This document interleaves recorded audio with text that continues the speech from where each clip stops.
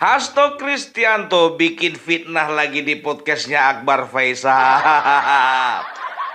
Itu yang kita jadi saya nyatakan di sini bahwa Anies Baswedan kriminalisasi itu perintah dari Presiden Jokowi. Tak piye tak ganjel tak. Fitnah terus tak. Lambemu iku ra iso dijaga. Jancuk.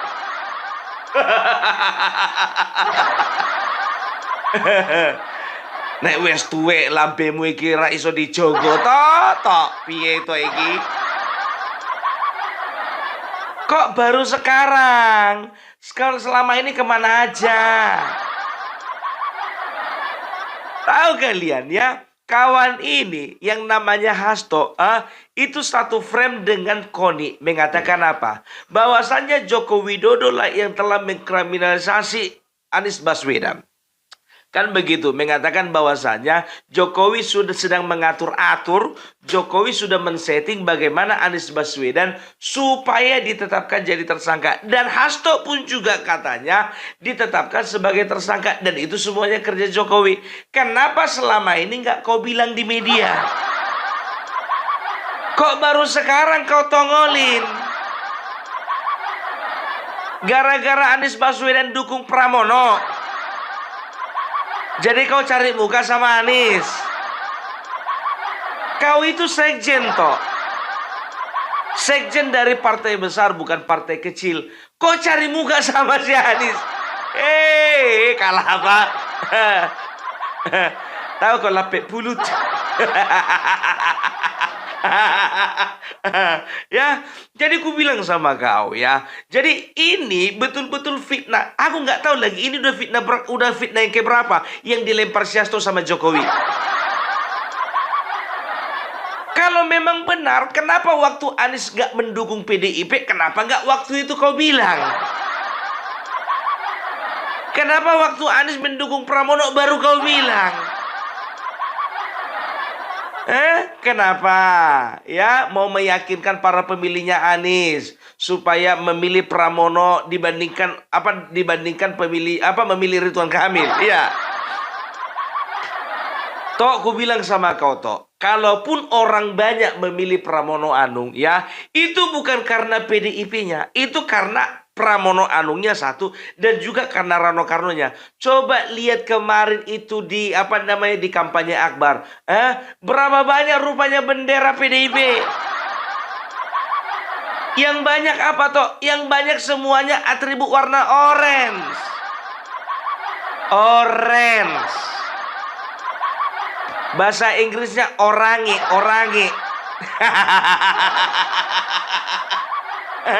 Itu dia. Jadi kalaupun ada yang pemilih-pemilih Pramono Anung itu, ya PDIP itu hanya sebagai partai pendukung saja. Kalau bisa dikatakan cuma sebagai alat saja. Kok nggak bisa bilang kayak gitu, Bung? Karena yang mensupport dan juga yang mengusung itu partai PDIP. Betul di awal-awal. Pramono asli orang PDIP, Rano Karno orang PDIP. Tapi makin ke sini, bukan PDIP yang dilihat orang. Udah jelas? Perhatikan aja waktu kampanye Akbar. Seberapa banyak sih rupanya pernak-pernik atau misalnya ornamen-ornamen warna merah? Sedikit. Kebanyakan warna orange. Aku heran jujur aja. Ya, PKS itu di Ridwan Kamil. Tapi yang warna orange kok lebih banyak sama kalian. Orange itu warnanya PKS. Astagfirullahaladzim.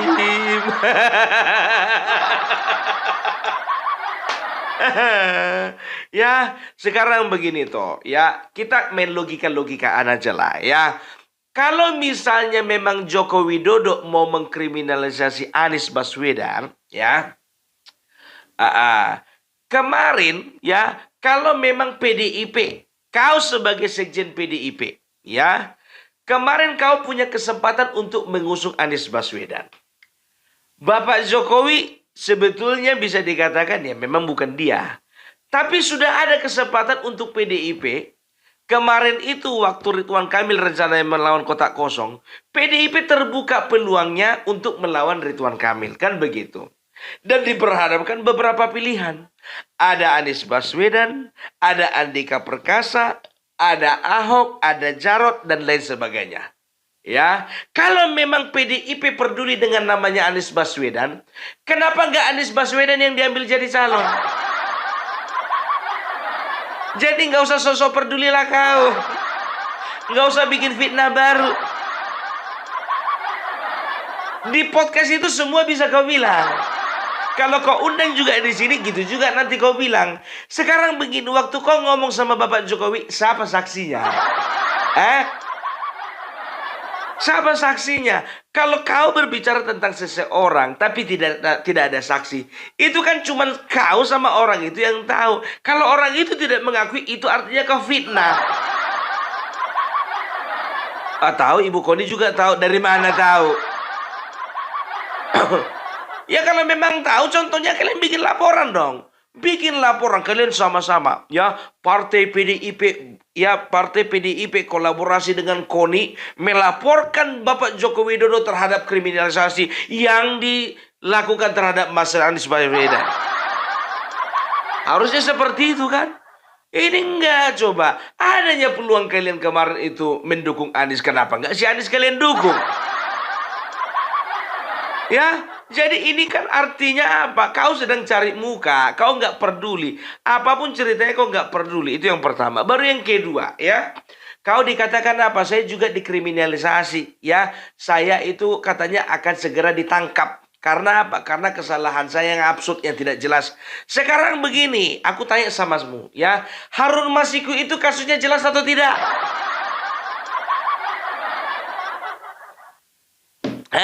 Jelas atau tidak? Itu aja dulu sekarang, ya.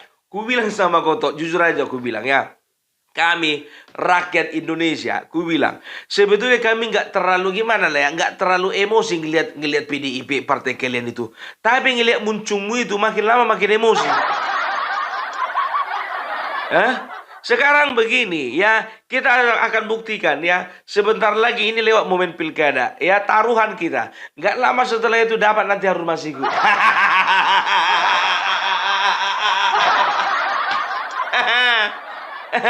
Ya, banyak kali cerita mumpung. Kau bilang juga dari kemarin kayak gitu. Harun Masiku bentar lagi dapat.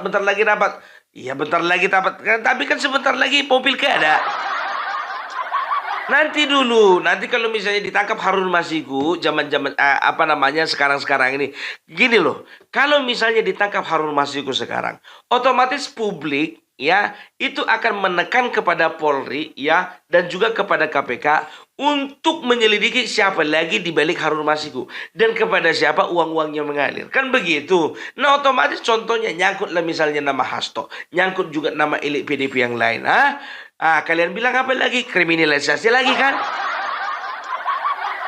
Makanya, ya pemerintah nggak bodoh, Polri nggak bodoh, dibiarkan aja dulu. Tenang, satu-satu diambil.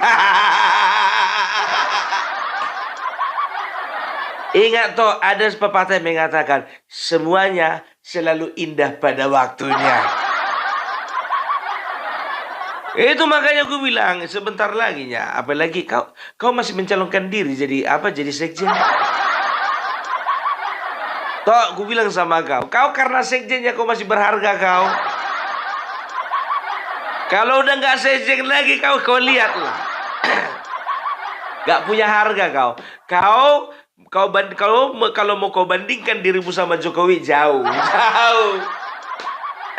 Bapak Joko Widodo, ya, 10 tahun jadi presiden, selesai purna tugas dia, pulang dia ke kampung halamannya, semakin lama semakin dielulukan, bukan dilupakan.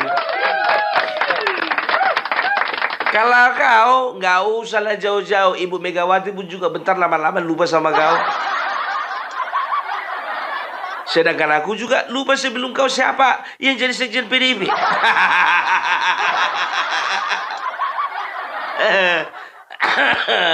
Cuman satunya prestasi di hidupmu, ya kan? Menjadi sekjen PDIP terlama sepanjang sejarah PDIP berdiri. Ya, apalagi tahu enggak kalian ya? Ada pula statementnya yang mengatakan bahwasanya, sewaktu Bapak Ridwan Kamil mendapat dukungan dari Bapak Jokowi, dia katakan apa? Bahwasanya suara Joko Widodo itu nggak ada harganya, ya, sama dengan suara pedagang kaki lima. Kau sekarang apa? Sekarang kau menghina pedagang kaki lima ya? Coba bayangkan kalian, seorang Hasto berani ngomong begitu. Siapa kau?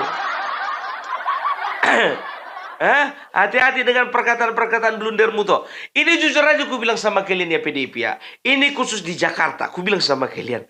Untuk Jakarta, padahal kemarin itu settingannya udah jelas, udah bagus. Kalau aku bilang, aku puji. Pramono Anung Rano Karno itu aku puji. Karena apa? Karena selama kampanye, selama mereka sosialisasi, yang mereka majukan itu bukan sosok PDIP-nya, bukan.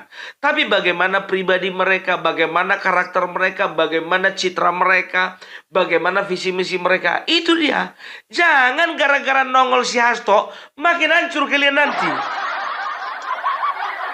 Karena apa? Pilpres kemarin, Hasto ini salah satu faktor penyebab gagalnya si Ganjar Pranowo jadi presiden. Karena apa? Banyak kali ucapan-ucapan yang blunder. Untungnya Pramono Rano memang gak terlalu banyak blunder. Walaupun ada Rano Karno sedikit-sedikit ya. Tapi gak fatal kali lah. Ya.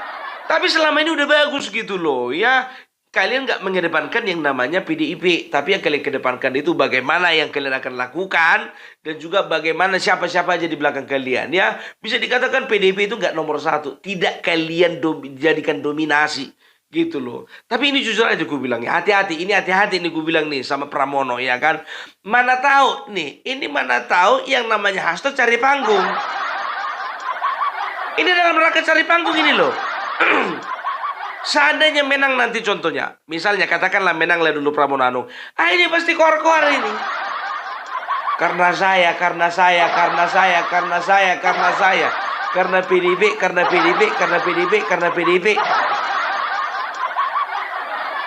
Itu dia. Tapi kita lihatlah nanti siapa yang menang ya kan. Itu kan belum tentu. Tanggal 27 masih 2 hari lagi kan. 2 hari lagi, tanggal hari berapa? Iya masih 2 hari lagi lah. Ya kan ini kan masa tenang ini ya. Jadi begitu juga ya di Jawa Tengah ya. Coba bayangkan kalian. Itu di Jawa Tengah sekarang ampun DJ. Ampun. Kalau kalian perhatikan 02 di Boyolali, di Purwokerto, di Sragen, di Klaten, di Tegal, di semua daerah semua kampanyenya meriah.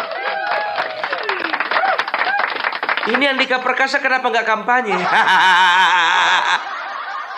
Kampanye Pung, cuman kampanye di tiap dapil, nggak pala pakai kampanye akbar. Kenapa? Takut nggak ada yang datang. Apalagi survei beda tipis ya. Ya, 2,8 Andika Perkasa 28,9 Andika Perkasa 28,1 itu Ahmad Lutfi. Kalau digabung semuanya itu kan berapa lah itu 28 5 anak. Masih ada sekitar 44 suara lagi yang belum menentukan pilihan. Makanya sangat terbuka peluang yang sangat besar untuk di Jawa Tengah Ahmad Lutfi akan menjadi pemenang. Kau Pung, sebentar kau dukung Ahmad Lutfi, sebentar kau dukung Andika. Aku tidak pernah mendukung siapa-siapa. Ini kan aku melihat perkembangan di lapangan. Sama seperti Mulia Pas dan juga Mulia Pas atau sering dibilang De Gajah. Kenapa nggak terlalu dikhawatirkan? Karena aku tengok di lapangan juga Bali udah bosan sama yang itu lagi. Ya, jadi PDIP Jadi pemilih yang ada di Bali itu mereka mencari sosok yang baru gitu loh ya. Jadi sekali lagi ya aku bilang ya jangan percaya kalian sama podcast sampah. Bung, kau tahu gak podcastmu ini podcast sampah? Ya suka kalian, kalau kalian gak suka kalian bilang aku sampah memang. Kayak Akbar Faisal itu, justru ku bilang sama kalian ya. Akbar Faisal itu dulu, itu pendukungnya Jokowi. Iya kan? Sekarang tahu nggak kalian ya? Pernah dia mengeluarkan statement. Saya menyesal pernah mendukung Jokowi. Kenapa sakit hati ya? Karena nggak dipakai. Coba ya, perhatikan. Bandingkan kalian isi podcastnya sebelum Pilpres sama setelah Pilpres. Sebelum Pilpres meluna aja dia. Karena apa? Nggak berani dia. Itu yang pertama. Baru yang kedua, harap-harap cemas. Mana tahu dapat jatah. Mana tahu kebagian, kan begitu. Mana tahu dilirik-lirik. Waktu setelah Pilpres ya kan masih juga. Mana tahu masuk menteri. Mana tahu bisa masuk wakil menteri. Setelah pelantikan ya, dan dibacakanlah semua nama menteri, nggak ada rupanya nama aku di situ.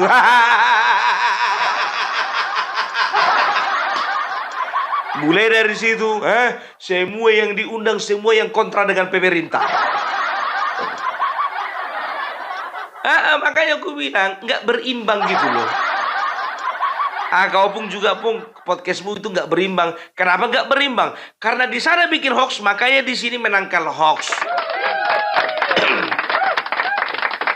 Nggak berimbang kita bilang. Ya, itu dia. Jadi hati-hati kau Yasto ya. Ku bilang samamu, kalau sekali lagi kau bikin macam-macam kau kena tangkap kau. Dan di dalam podcast itu kau juga sudah mulai nyinggung-nyinggung kau partai coklat kau bilang kan. Bapak Joko Widodo itu nggak ada artinya apa-apa kalau nggak gara-gara partai coklat. Aku mikir kemarin itu biar tahu, karena namanya TikTok kan partai coklat. Tunggu dulu, partai coklat itu kayaknya partai coklat Hanura, nggak juga? Iya kan? Partai coklat Gerindra, coklat mudanya itu. Krem bukan coklat muda. Apa partai coklat ini? Ku tontonlah video lengkapnya. Rupanya mengarah kepada satu institusi. Dia katakan apa? Coba kalian perhatikanlah Listio Sigit. Coba 5 jenjang di loncatnya bisa dia menjadi Kapolri. Karena kedekatan. Dari dulu yang namanya presiden mengangkat Panglima TNI dan juga Kapolri. Itu juga suka-sukanya. Karena apa? Itu hak prerogatifnya presiden. Dia ajukan kepada DPR. Kan begitu. Megawati sama Sustanto kayak mana? Kayak mana? Itulah dulu ku bilang sama kalian. Banyak kali ceritamu kampret. Udahlah, nggak usah terlalu banyak kali gayamu. Kau selalu menuding yang sana melakukan ini dan itu, sementara di lingkaranmu juga melakukan itu. Karena kedekatan. Udah umum itu karena kedekatan. Kalau misalnya orang yang suka, coba contoh, katakanlah Refli Harun dia anggota kepolisian. Katakan, Refli Harun anggota kepolisian. Dan dia sering menyerang pemerintahan. Oh, diangkat itu jadi Kapolri. Atau Rocky Gerung jadi Panglima TNI. Ora iso. Bisa gawat nanti pemerintahan. Kau itu bodoh-bodoh orang aja.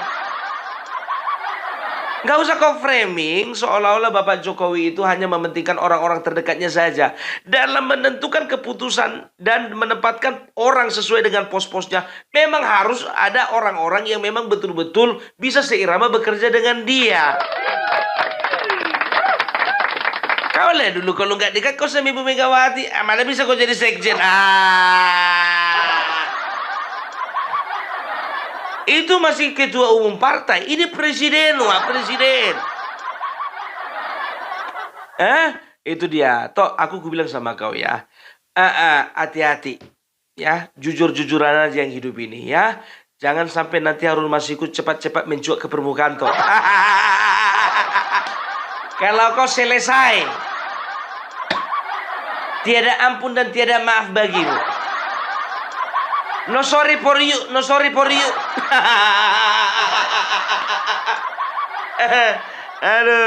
Aduh. Semangat toh.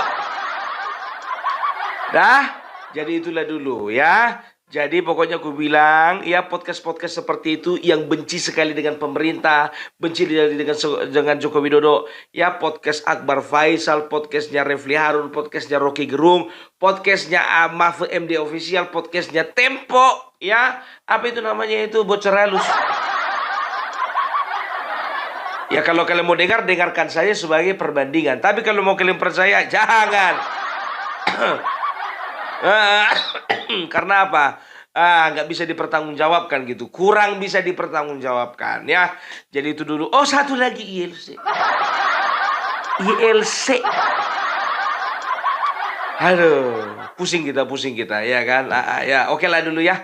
Itu dulu dari Opung Parbelak. Salam